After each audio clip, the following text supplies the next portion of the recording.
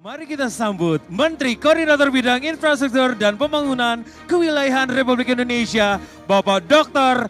Haji Agus Harimurti Yudhoyono, MSc, MA, MA.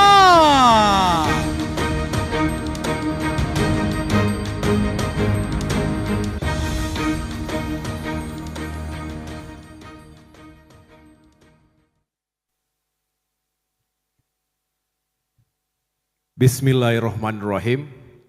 Assalamualaikum warahmatullahi wabarakatuh. Selamat pagi dan salam sejahtera untuk kita semua. Shalom, Om Swastiastu, Namo Buddhaya, salam kebajikan. Kembali kita memanjatkan puji syukur kehadirat Tuhan Yang Maha Kuasa, Allah Subhanahu wa Ta'ala, karena hari ini kita semua dalam keadaan sehat walafiat. Perwira transportasi. Ya, terima kasih, tepuk tangan untuk kita semuanya.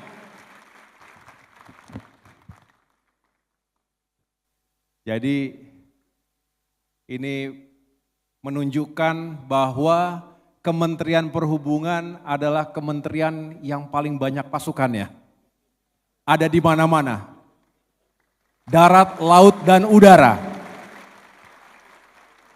Ini satu klik di bawah TNI aja Pak, darat, laut, udara. Jangan-jangan ada pasukan khususnya juga di sini. Ada Kopassusnya di sini. Ini kalau tambah 1 tahun lagi pada bisa terjun semua nih Pak. Bisa terjun, bisa nyelam. Jadi luar biasa. Terima kasih telah mengundang kami ke sini Pak Wamen. Tolong sampaikan salam hormat saya kepada Bapak Menteri Perhubungan.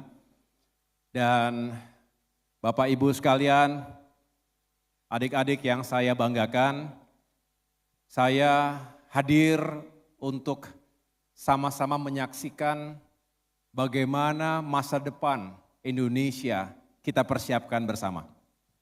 Terutama masa depan perhubungan, masa depan transportasi yang menjadi tulang punggung dari pembangunan ekonomi bangsa manapun, tentu termasuk Indonesia. Indonesia negara yang besar, negara yang penuh dengan kompleksitas. Bukan hanya jumlah penduduk yang besar, tetapi sebagai negara kepulauan terbesar di dunia, kita harus meyakinkan bahwa setiap warga negara mendapatkan kesempatan dan ruang yang sama untuk bisa menjadi sejahtera di negerinya sendiri. Dan kita tidak boleh menghadirkan gap,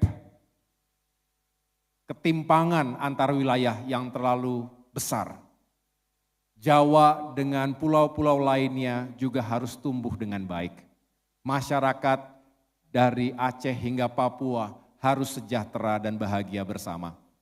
Jadi kalau Kementerian Perhubungan, kalau kita semua bisa menghadirkan kebijakan dan juga bisa menyelenggarakan transportasi bagi seluruh masyarakat Indonesia, maka kita bisa meningkatkan pertumbuhan ekonomi dan mendistribusikan kesejahteraan secara adil dan merata. Sekali lagi, peran penting Kementerian Perhubungan ini memang diharapkan mampu menjawab tantangan-tantangan Indonesia ke depan. Saya akan masuk ke paparan yang saya siapkan, SDM unggul untuk masa depan perhubungan di Indonesia. Oke, di sini. Jadi, saya tentunya berharap kita semua terus mempersiapkan diri sebaik-baiknya. Adik-adik sudah melampaui sekian tahun mendapatkan pendidikan, pelatihan, dan juga pengalaman berharga, sudah saatnya diaplikasikan dengan baik di lapangan, sesuai dengan profesi masing-masing. Kita ingin membuka lembaran baru. Biasanya yang baru akan dilantik ini akan bertanya dan membayangkan seperti apa nanti dunia sebenarnya. dunia nyata yang akan diselami di masing-masing bagian tadi. Oleh karena itu kita siapkan diri dengan sebaik-baiknya. Saya yakin 3 aspek yang dilatihkan selama pendidikan, baik intelektual, fisik maupun mental, itu akan sangat berarti dalam perjalanan karir kalian. Jangan lupakan nilai-nilai itu yang didapatkan selama ini. Kemudian ada 4 agenda yang ingin saya sampaikan. Yang pertama, sedikit mari kita melihat mega trend. Tren dunia, tren global yang juga berpengaruh langsung dan tidak langsung terhadap Indonesia. Tentu terhadap sektor perhubungan dan transportasi. Yang kedua, mari kita berimajinasi tetapi juga dalam konteks yang relevan menggapai cita-cita Indonesia Emas 2045. Ini harus terus kita jaga spirit ini. Jangan kemudian hanya menjadi jargon semata. Lalu kita harus juga ketahui urgensi pembangunan infrastruktur dan juga khususnya aspek konektivitas antar wilayah di Indonesia. Dan yang terakhir, saya akan menyampaikan pesan-pesan singkat sebagai senior yang juga pernah melewati fase-fase seperti ini.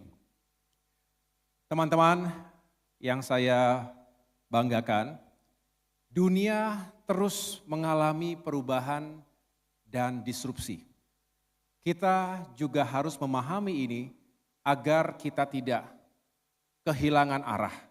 Kemana kita akan melakukan transformasi dan profesi yang kita tekuni ini juga terus melakukan adaptasi yang diperlukan. Dunia akan semakin bertambah jumlah penduduknya. Diperkirakan 10 miliar manusia akan menghuni bumi di tahun 2050. Apa dampaknya? Tentu Indonesia juga termasuk kontributor penduduk dunia yang besar, nomor 4 di dunia. Artinya semakin banyak penduduk, semakin menipis sumber daya alam, maka daya dukungnya pun akan semakin terbatas. Kompetisi akan semakin keras.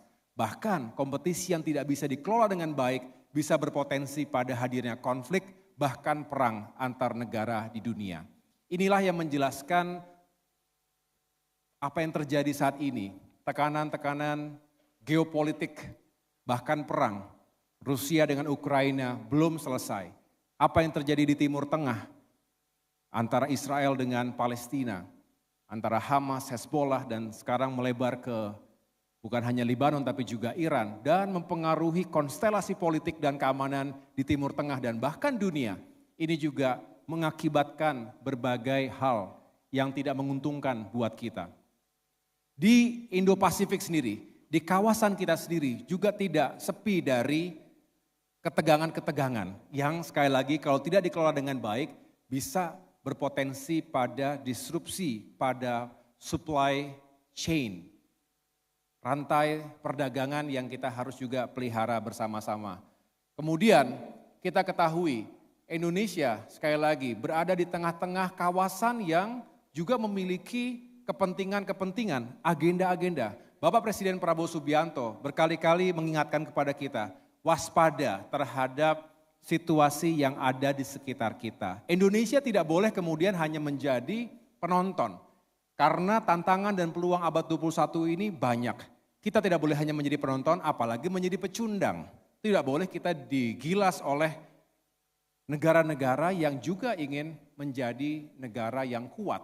Di sekitar kita tahu perebutan hegemoni antara Tiongkok dengan Amerika Serikat dan sekutunya di Indo-Pasifik. Ini juga kerap akan menghadirkan situasi yang kita semua harus waspada.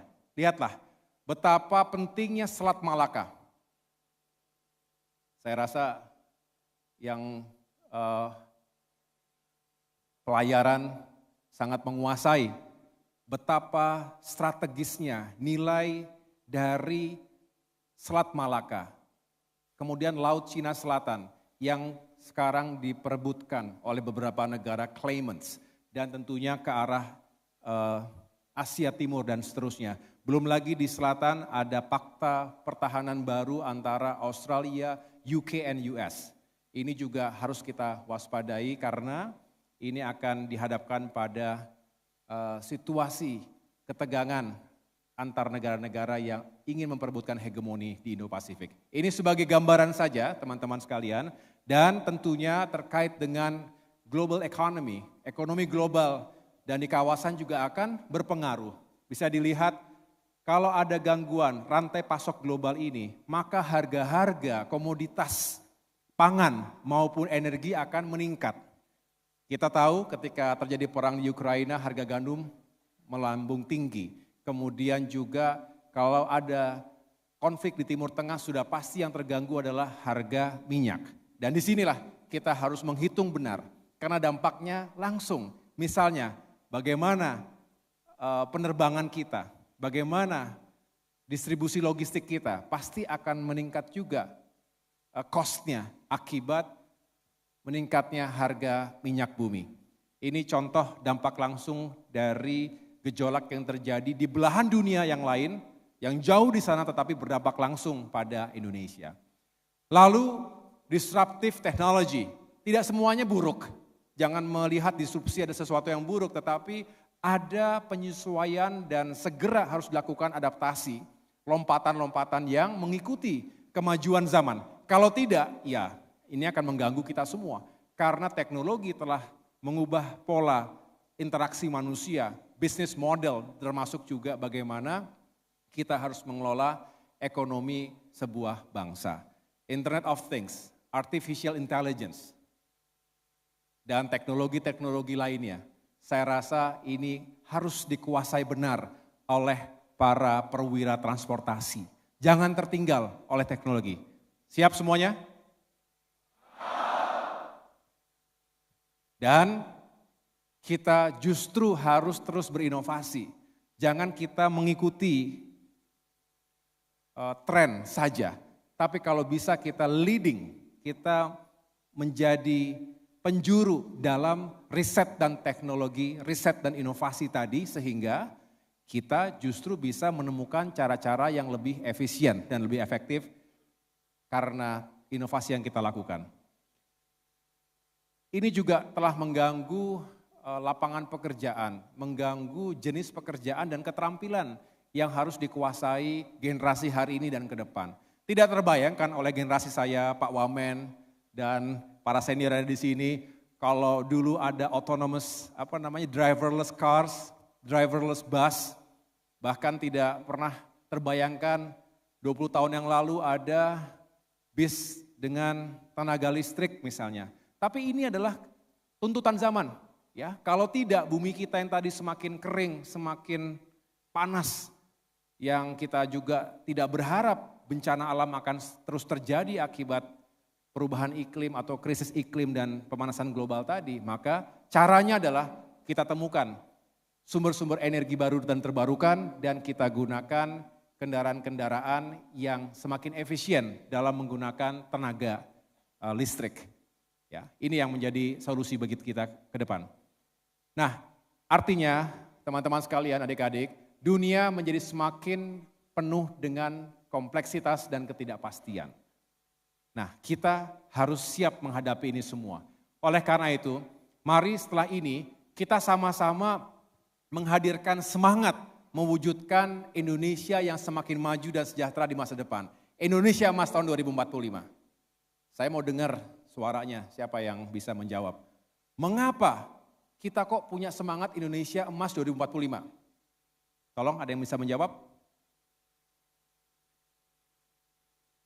Silakan. Boleh ada mic di situ?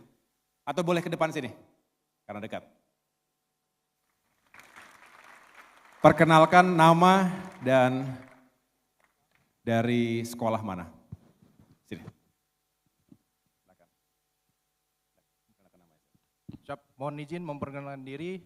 Nama Amarul Akram, asal kampus Politeknik Pelayaran Malayati, Aceh. Orang Aceh? Siap, asli Aceh. Aceh mana? Siap, saya asal Kota Sabang. Pehaba. Get, alhamdulillah get. Silakan. Mohon izin menjawab Pak.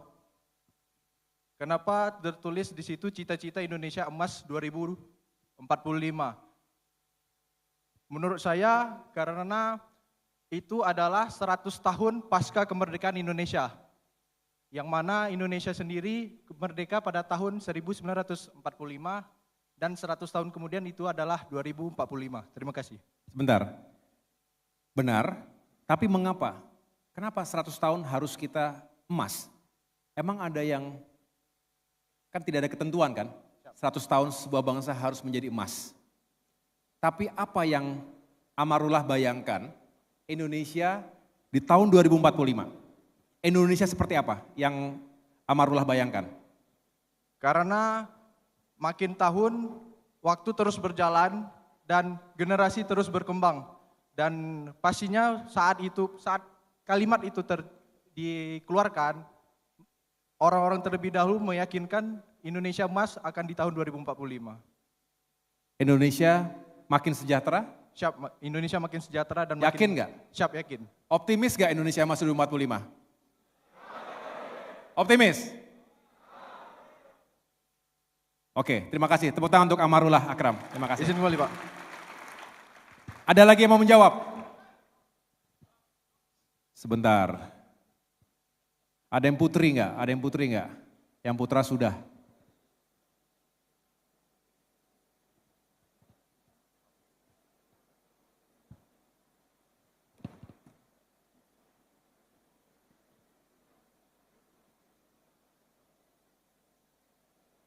Oke, saya kasih kesempatan yang putri dulu ya, supaya, oke silakan.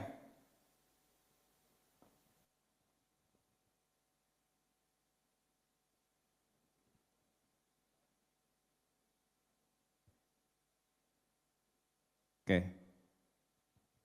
silakan, perkenalkan namanya.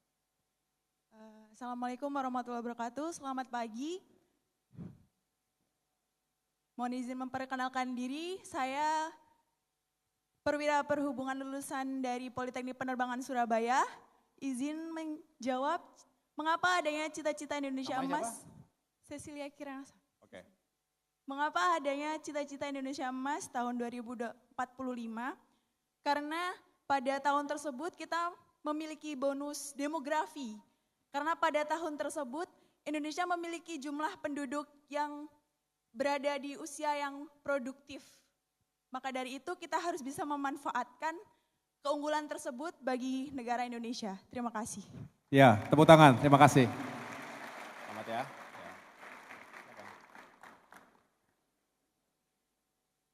Ya, 2045, adik-adik usianya berapa sekarang?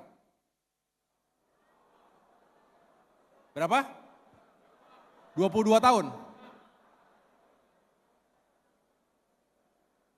Ada yang 25 tahun? Oh ada nih, satu orang. Oke. Rata-rata 20 tahunan ya? Coba yang 20 tahun. 21, 22, 23, 24, 25, 25. Ada 26? Oh ada juga. Oke. 2045, berapa tahun dari sekarang? Berapa? 21 tahun. Nah tadi mana yang usianya 25 tahun sekarang? Yang hari ini 25 tahun ya. Kalau tambah 21 tahun, usianya berapa? 46, berarti seusia sekarang saya, 46 tahun. Jadi insya Allah 2045, jika Bapak Ibu para senior di depan ini berusia panjang, sehat kita semuanya insya Allah, kita menyaksikan adik-adik kita, generasi penerus ini yang akan memimpin dan mengawaki Indonesia, memimpin dan mengawaki kita semuanya.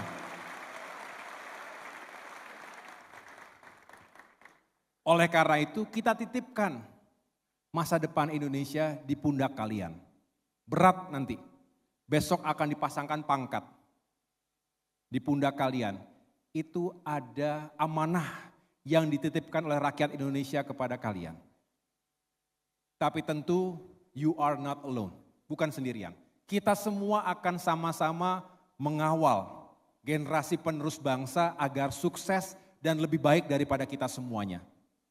Karena tadi, tantangan mewujudkan Indonesia Emas 2045 tidak ringan. Bukan hanya sekedar angka cantik 100 tahun emas. No. Ada sebuah filosofi dan juga ada penjelasan yang rasional. Baik dari segi ekonomi, sosial, termasuk tentunya politik. Jadi saya berharap mari kita satukan pandangan ke depan, kita satukan energi kita untuk mewujudkan cita-cita besar kita. Ya, founding fathers kita tentu ingin Indonesia maju dan sejahtera. Nah, kita yang harus melanjutkan tongkat estafet itu. Jadi, tadi saya bertanya, apa yang dibayangkan Indonesia Emas 2045?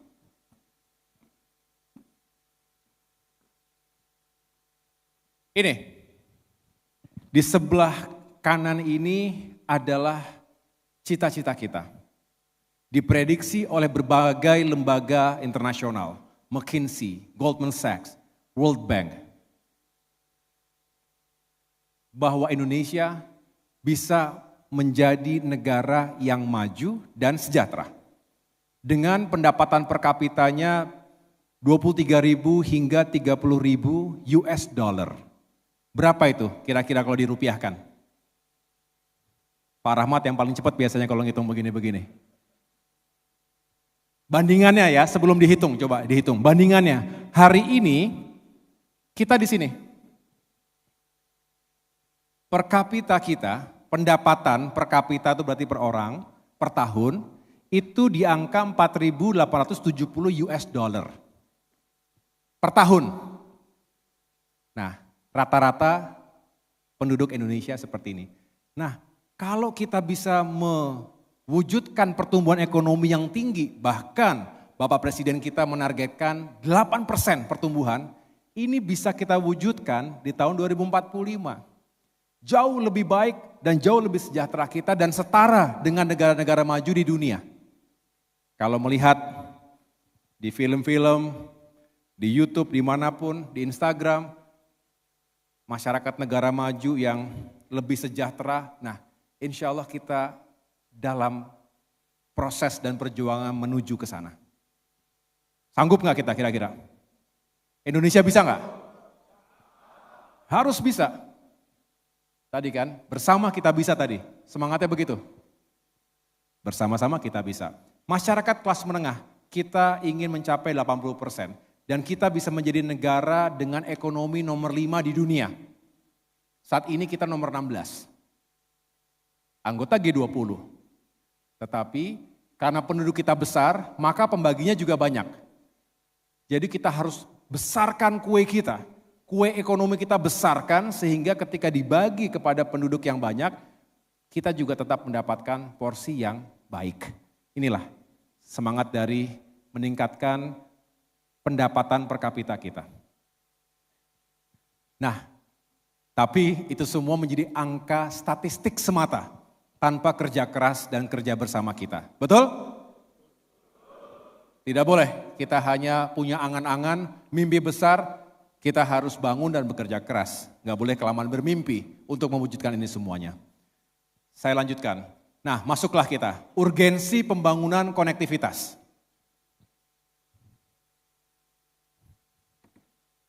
Mengapa forum ini penting?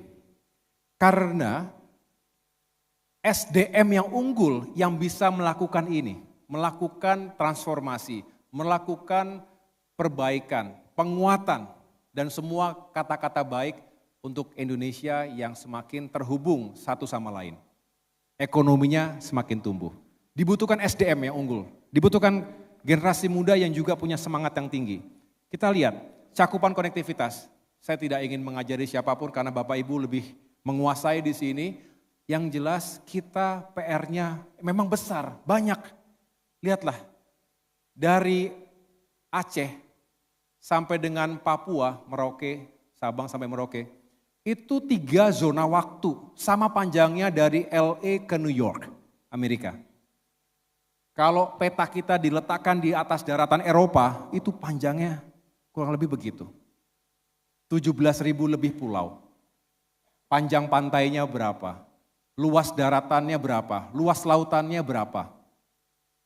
Jadi memang dibutuhkan pemimpin-pemimpin, perwira-perwira, pengawak-pengawak transportasi dan perhubungan yang memang berkualitas.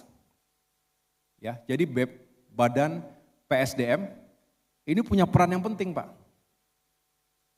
Kepala-kepala sekolah, ketua-ketua perguruan tinggi, direktur-direktur punya peran yang luar biasa. Tadi kalau kita lihat video singkat yang diputarkan di awal tadi, ia mulai dari urusan teknis, maintenance, operasional, navigasi, evaluasi, kalau ada kecelakaan, dan lain sebagainya itu urusan perwira perhubungan, perwira transportasi. Betul? Jadi sangat penting perannya.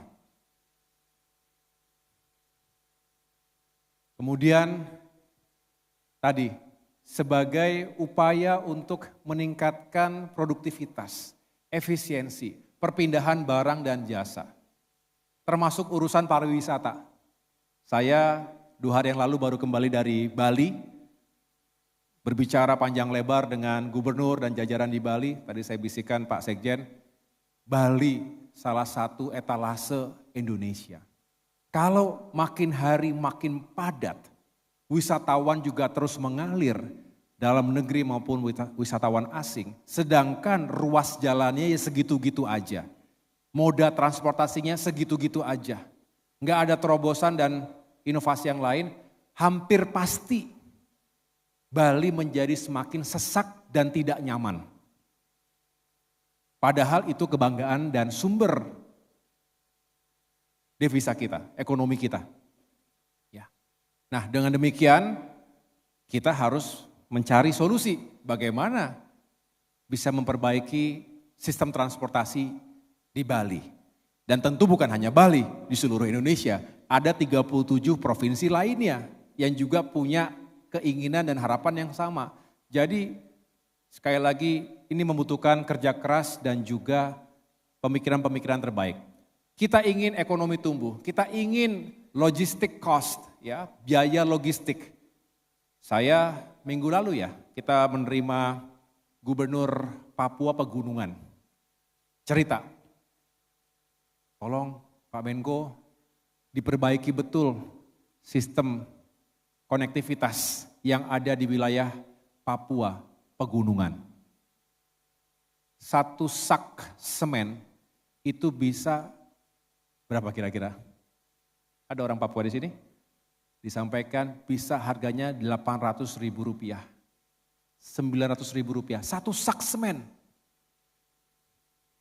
Dibandingkan dengan kota atau wilayah di sebelahnya saja, itu bisa 10 kali lipat lebih mahal. Belum lagi dibandingkan dengan harga 1 sak semen di Jawa. Jadi kalau pembangunannya tertinggal, ya bisa dibayangkan mengapa. Faktornya ya kembali kepada konektivitas. Oleh karena itu ini juga menjadi concern kita ke depan. Mudah-mudahan Kemenko Infrastruktur dan Pembangunan Kewilayahan ini kan Kemenko yang baru. Ya, sebelumnya tidak ada. Mudah-mudahan kami bisa menjalankan tugas dengan baik, mengkoordinasikan semua sektor tadi. Ya, mohon doa dan dukungan dari semuanya. Saya lanjutkan, transportasi ke depan itu harus semakin ramah lingkungan, semakin efisien penggunaan energinya, dan tentunya aksesibilitasnya harus bisa diyakinkan, terjangkau, harganya juga terjangkau. Tadi selalu ada 2 kata, aman dan nyaman. Lebih penting mana? Dua-duanya penting. Ada yang mengatakan aman dan nyaman tidak penting. Semua pasti merasa, ya kita ingin perjalanan kita aman. Sampai di tempat selamat, tepat waktu, tapi juga nyaman. Humanis, diperlakukan dengan baik. Senyumannya diperlakukan dengan senyuman begitu. Jadi kita juga harus humanis melayani masyarakat kita sendiri. Termasuk masyarakat wisatawan mancanegara. Nah, Bapak Ibu teman-teman sekalian, kembali saya mengingatkan SDM. Kebetulan saya mengambil program doktoral di bidang pengembangan sumber daya manusia. Jadi human capital itu penting sekali. mau canggih teknologi yang kita miliki, mau anggaran kita besar, mau kita punya kekayaan alam yang luar biasa, tanpa SDM yang unggul, tanpa pemimpin yang juga memiliki visi, tidak mungkin kita bisa sukses ke depan. Setuju? Planning penting sekali, perencanaan, kebijakan, kemudian terus diikuti dengan pelatihan, membangun kompetensi SDM tadi sehingga penugasan-penugasan bisa dijalankan dengan baik. Ingat, harus ada fungsi pengawasan dan juga inovasi yang tadi saya sampaikan di awal harus terus juga dilakukan oleh Kementerian Perhubungan, khususnya Badan PSDM dan perguruan-perguruan tinggi sekolah-sekolah yang ada di jajarannya. Termasuk tentunya kita ingin menghadirkan pemberdayaan komunitas, partisipasi masyarakat, dan kolaborasi dengan berbagai stakeholders. Pemerintah tidak bisa sendirian, saya ulangi, pemerintah tidak bisa sendirian. Contoh, kemarin kita baru saja Zoom meeting bersama dengan jajaran Kemenko Perekonomian. Pak Menhub juga menyampaikan poin-poin penting, lagi membicarakan bagaimana kita bisa menurunkan harga tiket pesawat. Nah, ini tidak bisa sendirian. Kementerian Perhubungan tentu punya pengaruh yang besar, tetapi bicara aftur, harga aftur, tidak di sini, adanya di Kementerian ESDM. Kemudian berbicara dampaknya terhadap pariwisata, ada Kementerian Pariwisata. Berbicara masalah pajak dan lain-lain, ada di Kementerian Keuangan. Kemudian tentunya BUMN sebagai pengelola maskapai penerbangan nasional juga terlibat. Dan stakeholders, private sectors, maskapai penerbangan yang ada beroperasi di Indonesia, struktur biayanya juga dicek seperti apa. Jadi banyak sekali yang terkait satu sama lain, hanya untuk satu isu, yaitu bagaimana menurunkan harga tiket. Belum lagi urusan kebijakan yang lain. Saya lanjutkan. Bapak Ibu sekalian, saya tentunya berharap ini kita kawal bersama-sama. Besok kita lihat, sudah siap besok ya? Besok saya diundang lagi sama Pak Menteri untuk hadir di upacara, apa nama upacara itu? Pelantikan terpadu. Datang orang tua nanti. Orang tua datang, orang tua atau pacar yang diundang?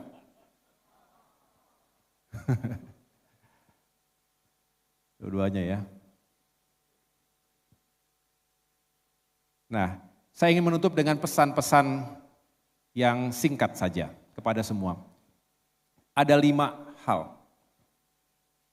Kebetulan depannya C semuanya. Yang pertama, bawa ini sampai kapanpun, saya rasa ini relevan dalam setiap fase kehidupan dan karier kita. Yang pertama, setiap orang harus punya courage and confidence. Keberanian dan rasa percaya diri. Berani menghadapi tantangan. Percaya diri menghadapi masalah, sekaligus mencari solusinya. Tanpa keberanian, tanpa kepercayaan diri, kita akan kecil. Setinggi apapun pangkat kita, kalau tidak punya keberanian dan kepercayaan diri, kita kecil.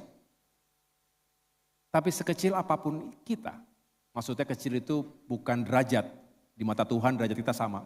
Sekecil apapun peran kita dalam sebuah organisasi besar seperti Kementerian Perhubungan ini, kita punya keberanian menyampaikan pendapat, percaya diri untuk mengambil keputusan yang tidak mudah, maka kita akan punya kontribusi yang besar dalam profesi kita. Bawa itu selamanya. Yang kedua, communication and courtesy. Seringkali kita melupakan, kita banyak yang pintar misalnya, tetapi tidak pandai berkomunikasi, tidak pandai mengartikulasikan pendapat, pandangan dan visi kita, bisa salah terima.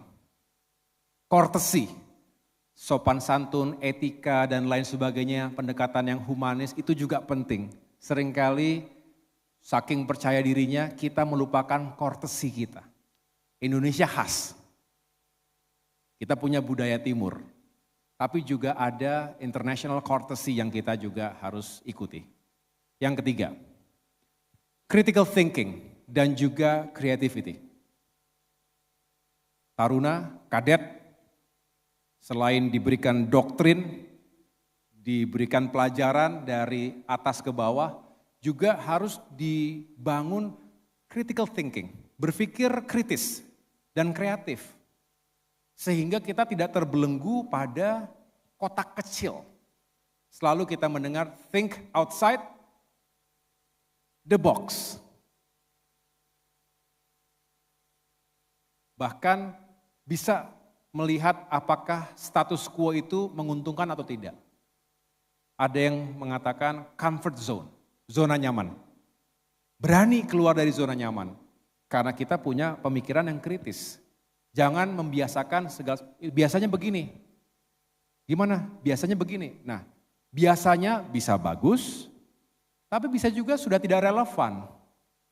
Jadi jangan ragu-ragu untuk menyampaikan ini kepada pimpinan, kepada seniornya. Ada pendekatan baru, karena zaman terus berubah, cepat. Ya, jadi kreativitas diperlukan, inisiatif diperlukan, perwira harus punya inisiatif. Karena kalian akan menjadi pemimpin. Nanti punya anak buah, punya anggota. Tunjukkan kreativitas, tunjukkan inovasi dan inisiatif tadi. Yang keempat, commitment and consistency. Siapa tim Ronaldo di sini? Tim Messi? Yang lainnya? Timnas. Mana timnas?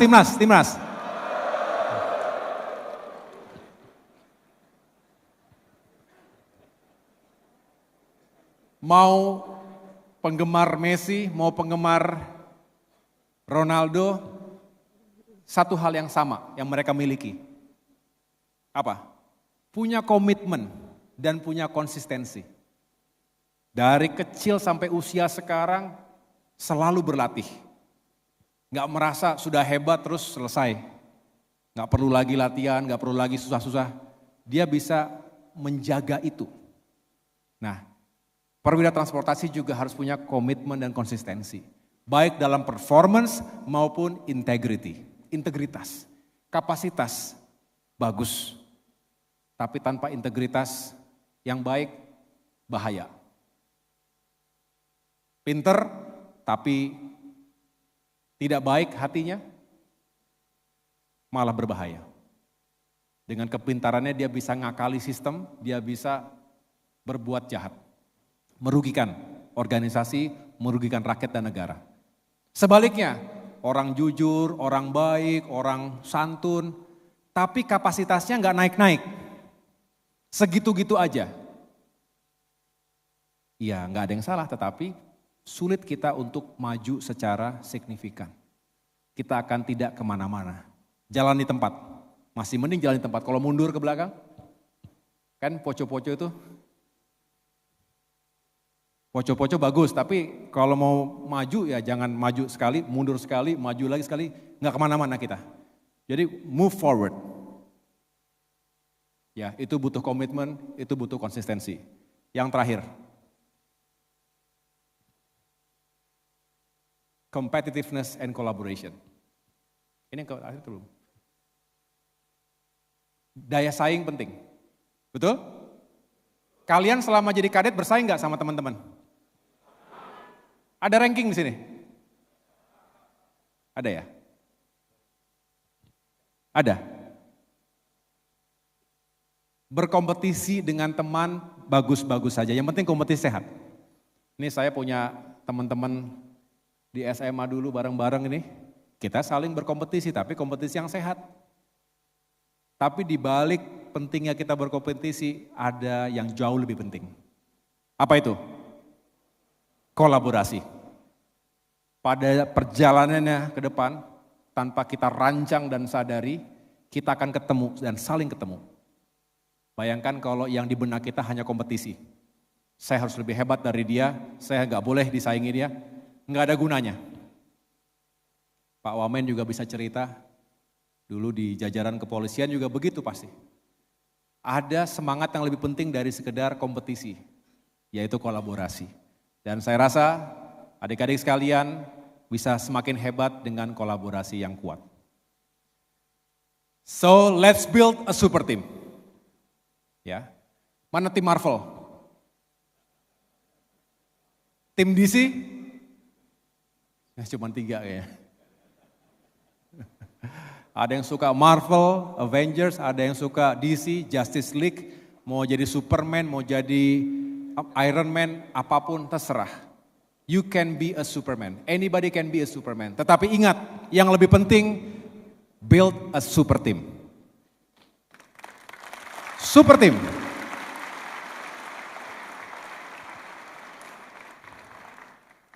You are part of that super team. Semua menjadi bagian dari super team. Kalau mau kita bagian dari super team. Untuk Indonesia Emas 2045. Jadi itulah yang menjadi semangat kita semua hari ini. Mari kita orkestrasi sumber daya manusia yang dimiliki oleh Kementerian Perhubungan ini. Banyak tadi, saya hitung ada 21. Ada 21, betul ya? Benar Pak Kepala?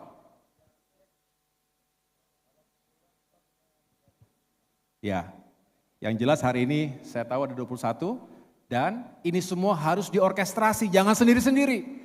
Jangan darat-darat sendiri, laut-laut sendiri, udara-udara sendiri, kereta api sendiri.